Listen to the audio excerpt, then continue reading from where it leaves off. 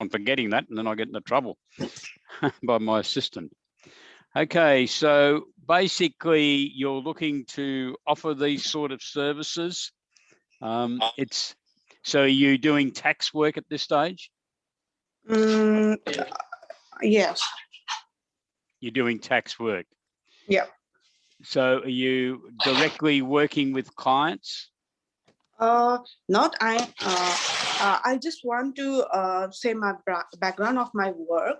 That is that the company which I'm working now is the importers from Nepal. They import Nepalese goodies from Nepal. All the grocery items they import here, and I'm there. I look for the administration as well, and I look for the account as well. Yeah. Oh, I see. So you're not working for an accounting firm? No, not yet. I used to work, I think, back on, I think, June. Yeah, June. I used to work at accounting firm at June 2020, but now I'm just working there in the importers firm. Okay. You really need experience working in accounting firms to be able to offer business advisory services. Okay. Otherwise, I think you'll. It's really an add-on from the traditional accounting tax advice that what accountants give to small business and medium-sized enterprise clients. So the clients that we're looking at, basically businesses that are not big enough to employ a full-time accountant, and they're looking for accountants who can offer them additional services that are over and above what happens in a tax return preparation process. Okay. So I think you're going to need to get some experience in working for someone that gives you an insight more into some of these sorts of issues. I can give you an overview of what we've got, but so for argument's sake, have you ever done any business planning work? Sorry? Have you done business plans? Yeah, somehow. You have? Yeah. Okay. For what type of business? Yeah, it's the similar type of work what I'm doing here. Oh, okay. I just want to import some of the items from my home country, Nepal. That's it. Okay. Have you done budgets and cash flow forecasts? Not yet. Yeah. Unfortunately, I think you're going to and get some experience in those areas, and that's fairly difficult to get unless you're working in an accounting firm. Because the sort of documents that we provide are templates and support material, articles, a whole range of forms, thousands of forms to help people prepare budgets, to evaluate businesses, to prepare business plans, to advise someone on buying a business or selling a business, to advise on succession planning, to advise on chief financial officer services, which is really saying, what would you do if you were the accountant in a business that didn't have a full-time accountant in a chief financial officer role. I was one of those many years ago in a listed public company. It's completely different to working in an accountant's office. We look at how you can help someone to raise capital as a crowdsourced funding company or an early stage innovation company, or a Section 708 of the Corporations Act company. So have you had any experience with any of those? Mm-hmm. You have? I don't think so. Yeah, unfortunately, I think you're going to, can I ask you how old you are? I'm 28. Yeah, okay. So you're young. I think if you really, and I'm not trying to discourage you about becoming a business advisory consultant, but you're going to need to get some experience. And the best way to do that is to work for someone for a couple of years. Look out for firms that might be advertising, or go through the social media and look at on the internet and find firms in your area. Riverwoods in Western Sydney, isn't it? Yeah. Yeah, I'm in Queensland, so I'm just drawing on my memory. There will be a lot of, when I say a lot, probably 30 or 40 firms within a 10-kilometre radius of where you're at, who list that they are offering business advisory services. Okay. That's the important thing. You need to find some people who are doing that work, and then go and talk to them and see if they will employ you. So you're going to have to prepare. Have you got a degree? You're a qualified accountant? I think this is my last term. I think I'll complete my degree on June of this year. June of this year. Yeah. Yeah. And what university are you going to? It's a top institute of my college. Name is just a sec.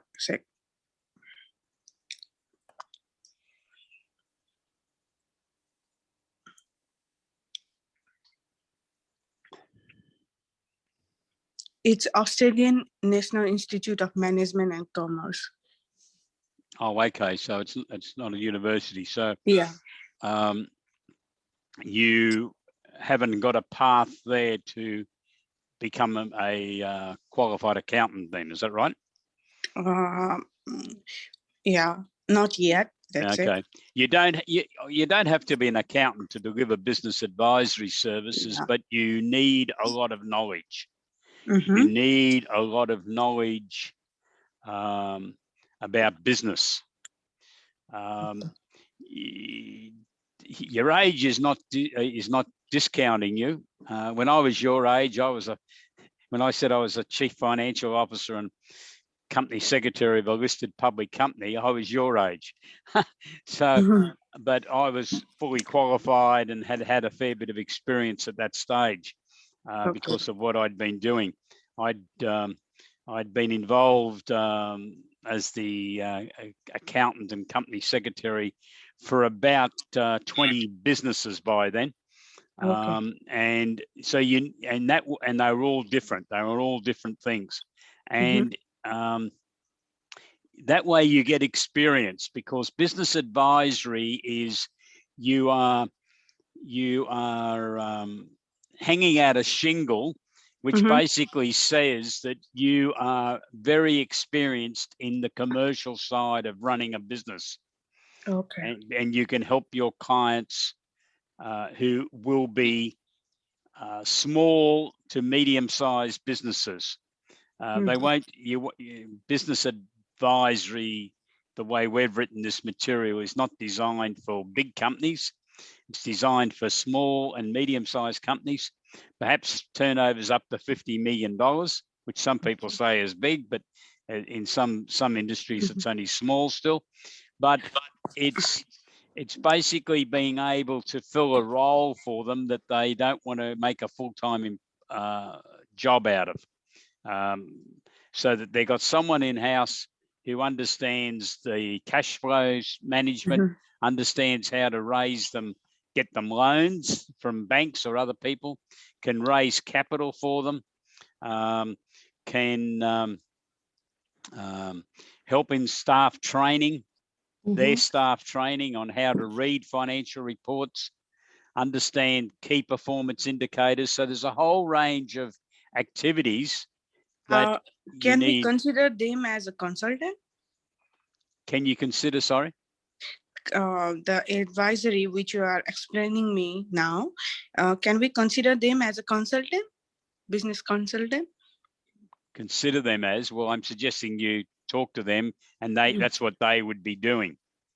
Yeah, Now, we call them a business consultant then. Well, if you go through their internet, their web pages on the internet, they will list that their services, in the main, they will be accountants, although in Sydney and Melbourne, there are people who trade just as business consultants or business advisory services. There are a number of names. Most of them are qualified accountants, but not all.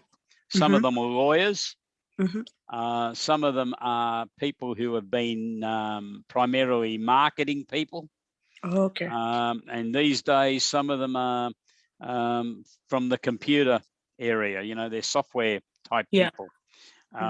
So that, because a lot of the business problems businesses have got these days around the use of computer technology. So you just offering business advisory services is not the first career step that most people make. They've already and some of them are ex-bank managers. I forgot them. Yeah, ex-bank managers. Some of my best subscribers are ex-bank managers. Now, along the way, they probably got an accounting qualification, but they never worked in an accounting firm. They worked in banks. But banks are, you know, also know a lot about business. So I really think that's what I think you, with all due respect, I think you're jumping the gun talking to me at this stage. I think you need to come back and talk to me in 2 to 3 years' time when you've got a bit more experience, because I can go through all this and tell you it's going to cost you $6,000 or $7,000 a year to utilize our system. But I want to know that you're going to be able to confidently use our products and that you're going to make a living out of it. Otherwise, it's no good for you and it's no good for me. And unfortunately, I don't think you'll make a living out of it unless you've got some more experience first. And the only way you'll get that is to work with people who do have that experience. It's really hard to find. I realize that. It's really hard because due to as I'm student now, you know, and they hardly hire some students in their firm or in offices, and there are some restriction or let's say barrier or protocol that they don't share everything with us. I have been to 2 or 3 firms, accounting firms. I worked there, but it's really hard to get there. And as you know that the first priority for, I think, international student or any students is first priority is now working and having some earnings, you know. That's why it has been really difficult to me that I haven't been hired, or let's say I could not find right kind of job, you know. But now I'm doing it well because I have been working in this company. I think when I arrived here 2 years back, I have been working from there. That's why I have some of those ideas of importing goods and all, but not the right amount of knowledge, I must say. That's why. You'll never know all of it. One thing you've got to realize, I still learn things every day, and I've been around a long time and worked with some. You never stop learning, and that's one of the other key attitudes that consultants have. You've got to continue to learn. As long as you're one step in front of your clients, you've got value to them, but you've got to keep on learning and developing your knowledge and keeping up to date with what's going on. Otherwise, you're not worth anything to the business person to hire you, because they're hiring you to do something. A lot of this is one-off assignments. It's a good, pardon me, it's a good concept to be in an accounting firm, pardon me, because they have clients who are wanting to grow. Some small business people want to stay where they are and only want their accountants to prepare the annual accounts and the tax return. Yeah. They're not the clients that we're after. What we're after is the clients, the SMEs who want to grow, they want to expand, they want to scale. The technical word is they want to scale up. They're currently got $1 million turnover, but they're busting out of their clothing to get a $5 million turnover business. They want to grow. Now, there are growing pains, and it's not just like that to go from 1 million turnover to 5 million, or to go from 5 million to 20 million, and so on. There are a lot of problems and a lot of potential areas that people can fail in and basically go broke. So they need advice, and they're looking for, how do I put it? They're looking for people who have got experience.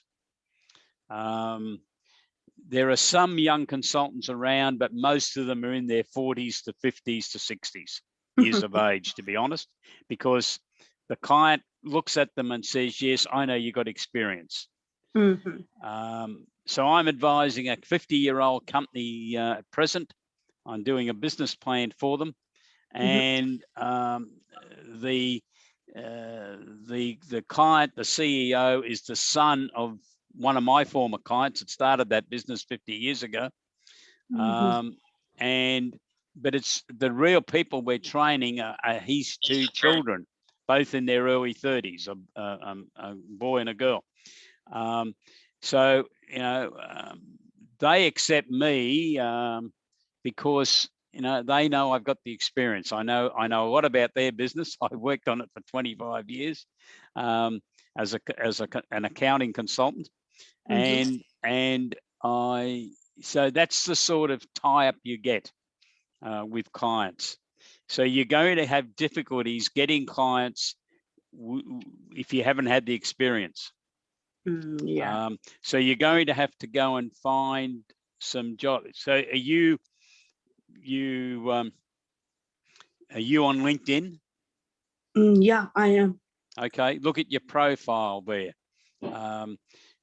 Indicate that you know, you are looking to gain more experience so that you could become a business advisor. People monitor those profiles because they're public knowledge. So if you've got the computer skills, you can interrogate them, and someone just might be looking for someone. And that's what LinkedIn started off. Traditionally, that's what LinkedIn's been. It's been a software package where people, employers could find people they were looking for, and the reverse. People like you could find employers. Okay. I think from the age of 16 or 17, I used to work back to my home country, you know. I used to help my father in his business, I think from the early age. After when I was in my high school, I used to work in different projects, and I think at my bachelor's, I worked as a banker as well in my home country. And after completion of my bachelor degree, I work as manager, you know. But now the experience which I have gained there doesn't count here, because the technical knowledge which I have there, I think no one has heard here as well. Yeah. And it's really hard to find job as well. That's why I think that's the main, what can I say? That's the main reason that I have been lacking something to be hired. Okay, well, I suppose that's my comments on, but you can, you could still subscribe to our product, but it's it's really prepared on the basis that you've got business knowledge, and obviously what you just said, you do have business knowledge. Yeah. It's whether you really want to get involved in the delivery of some of these things. I'll just share the screen so you can see our screen. Yeah, sure. So just hang on a minute.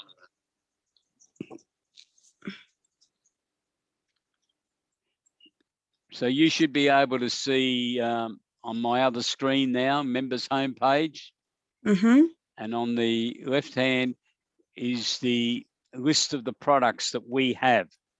Okay. So I've been writing this for 20 years because I used it in my own firm originally. So we have, so it's these sort of things that I'm talking about: budgets, business training. So if we go into training,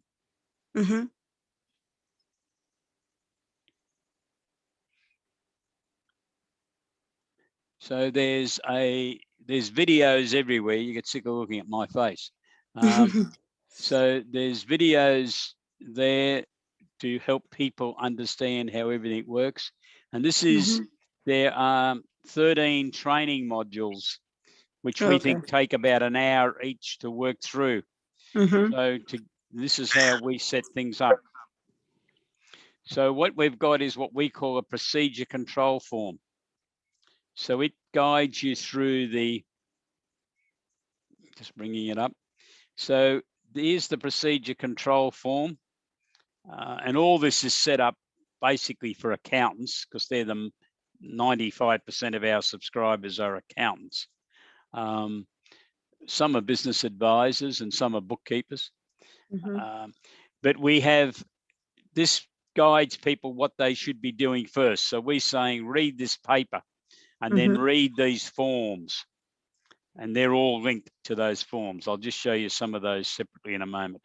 So we have this guidance form, which is, and there's one of these sort of forms for each of these 13 product packages to guide you through it. Okay. Now you can start with this if you wanted to.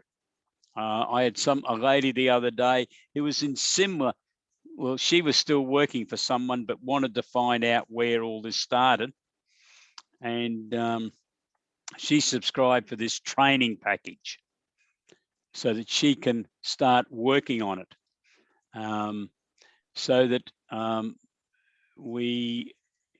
and one of the key documents in here, which I'm now just trying to find so you get an idea, the key document is what we call the SME needs analysis, because what consultants have to do is find out what a client wants, because the clients are paying the bills. Now, the average accounting fee in Australia is a bit over $4,500. That's what a business is paying. Now, basically, all they get for that's a tax return and probably a set of financial accounts. There's not much in it. What we're looking at in supplying, and you won't see much mention of taxation in any of our material. We're not writing about taxation. We're writing about the business. How do people go better in the business? And how can you help them? So this is a checklist to have a conversation with a client. What I say to our subscribers, in some of your clients, you would give them this. It's about a 10-page document and ask them to fill it in. Others, you'd sit down and have a cup of coffee with them and don't charge them for 1 to 2 hours to go through, because out of this you will get work. But you've got to know, the challenge you've got is you've got to understand what that work is. You've got to be able to deliver this, or if you can't deliver it and they want it done, you've got to have developed a network that you could go to someone else who you know can do it. In consulting, it's very important that you continue to manage your client. You just don't say, well, you got to go and see someone else, because you might never see that client again. Yet you might be able to do 70% of what they want. So we start off with saying, well, how's the business going? Are you running it in department? If you got departments, I don't like people putting everything in the one profit and loss account. They should segregate it. So if they've got a manufacturing section, they've got a transport section, they've got a retail shops, they should have separate profit and loss accounts for each of those so that they can look at the department trends.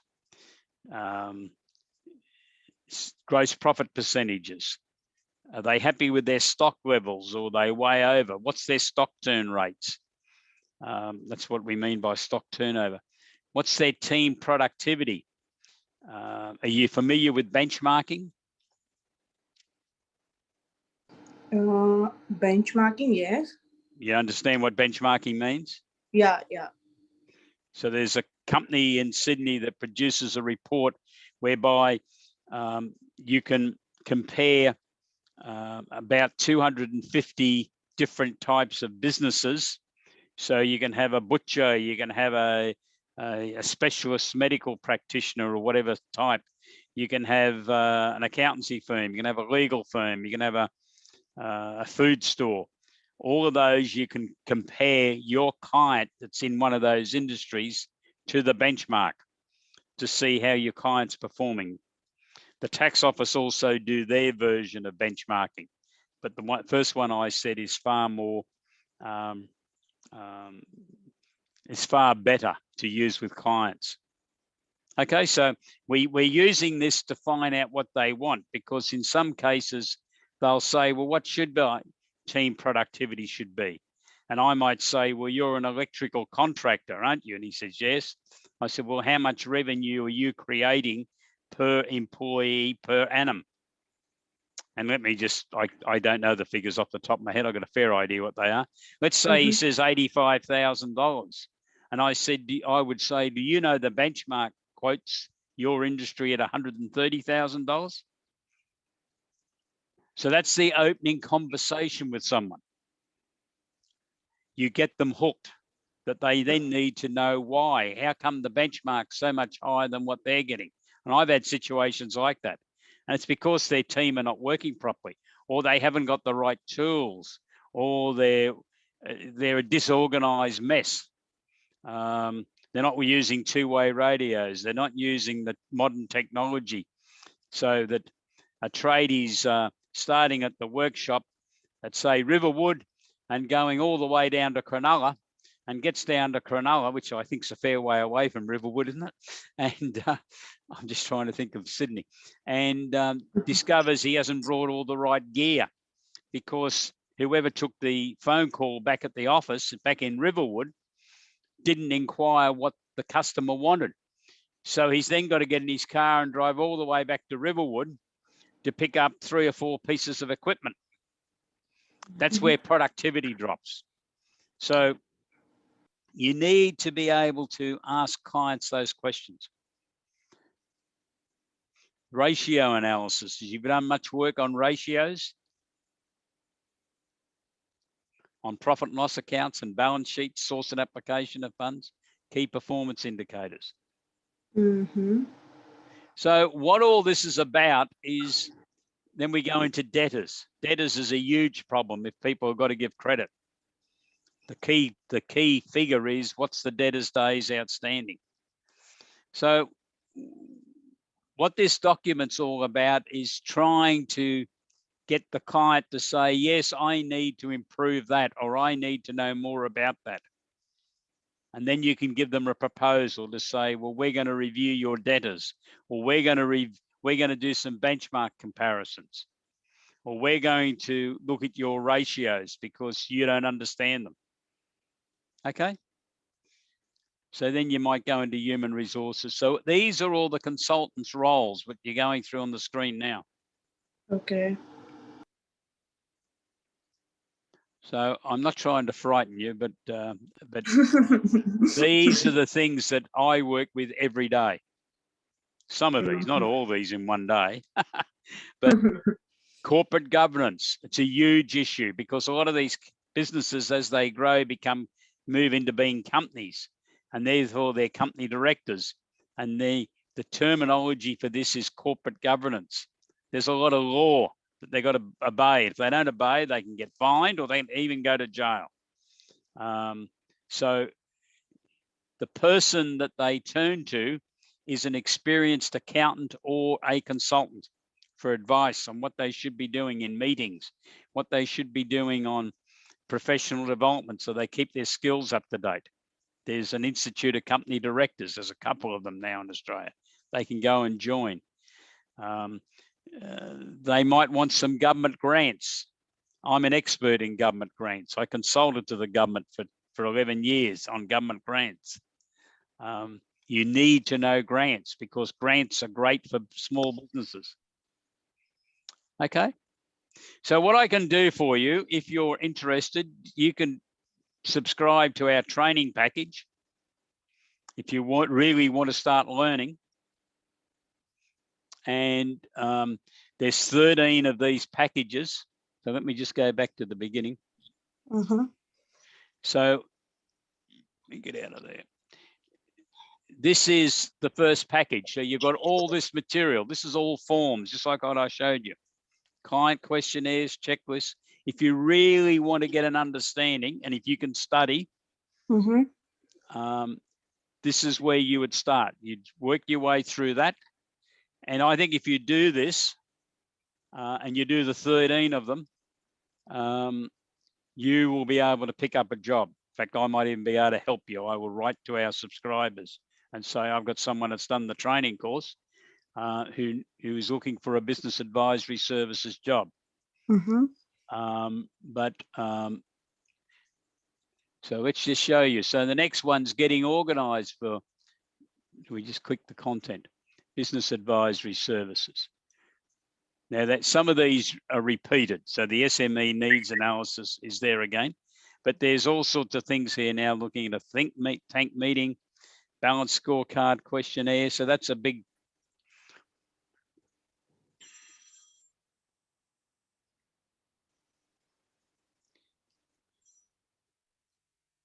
just a minute. No worries.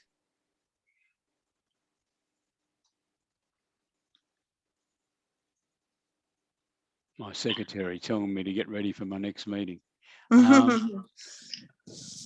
So this is a questionnaire on the balance scorecard.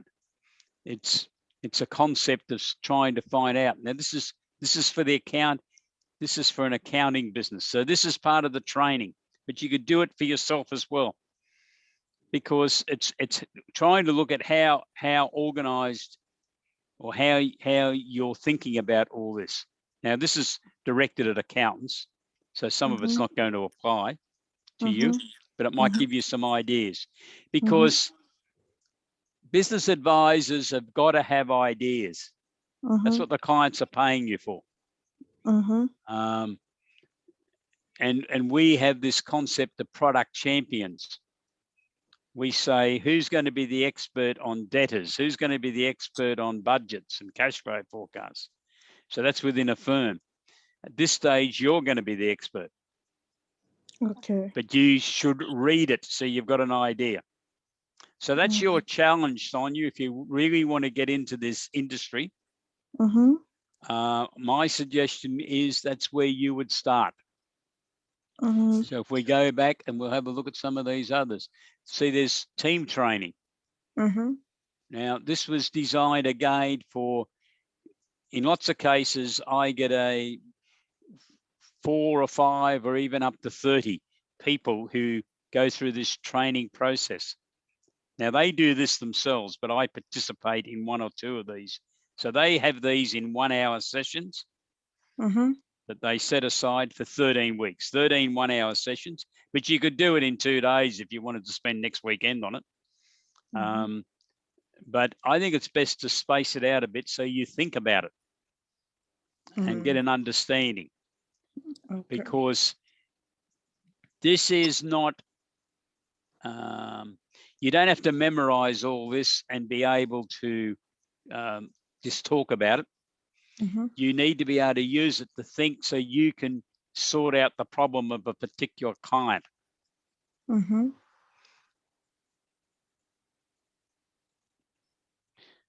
So then we have marketing strategies, review of the products they could offer, that SME needs analysis, planning to launch. So that's the that's the training package that we have. Is that of interest to you? It's quite interesting, but I think for now, I think is it that we have to pay for it? Yes. Yes, you have to pay Yeah. for it. Okay. Is the packages is there any price for it? Yes, I'm just, I thought we set this up. It's $1,100. For each of them? No, for that series. Okay. Okay. I think I will complete my degree, then I will let you know about my training and all, but I'm highly interested in this. But for now, I think I have to drop my plan for now. Okay. When you're ready, you give us a buzz, but that's the sort of thing that we do. Okay. Okay. Thank you so much. Right. Thanks, Sonia. Good luck. Good Bye-bye. luck. Bye bye. Bye bye.